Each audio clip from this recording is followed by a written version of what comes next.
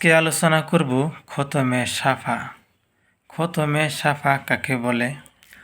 খতমে সাফা হইল লা ইলাহা ইল্লাল্লাহ।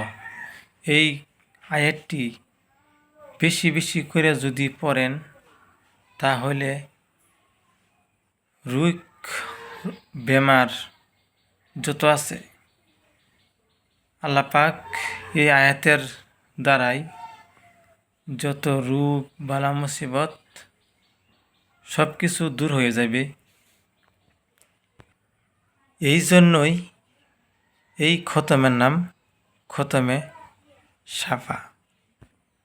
দেশে যদি বালা মুসিবত দেখা দেয়, সকল মানুষ একসাথে বসিয়া এই খতম যেই নাকি শব্দটা হয়েছে লা ইলাহা ইল্লাল্লাহ, এই আয়াতটি বেশিরভাগ মানুষে যদি শত শত মানুষে বসিয়া যদি একসাথে কয়েকবার পড়া হয়, আল্লাহর রহমতে মহামারী কলেরা যত আর কি দেশের বালা মুসিবত আল্লাহর রহমতে সব কিছু দূর হইয়া যাইবে।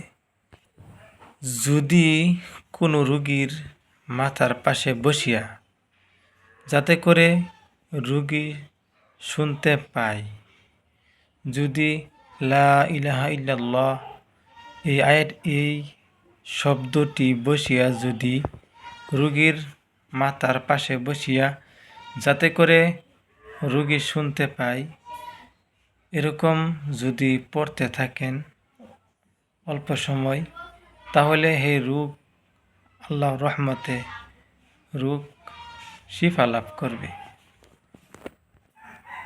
আল্লাহর রহমতে ইনশাআল্লাহ রোগী শিফা পাইবে, রোগের থেকে নিরাময় পাইবে ইনশাআল্লাহ। এই কাজটা রোগীর পাশে বসিয়া একাই করা উচিত। তাহলে ভাই খতমে সাফা যে এটা নাকি আছে আপনারা বুঝতে পারলেন।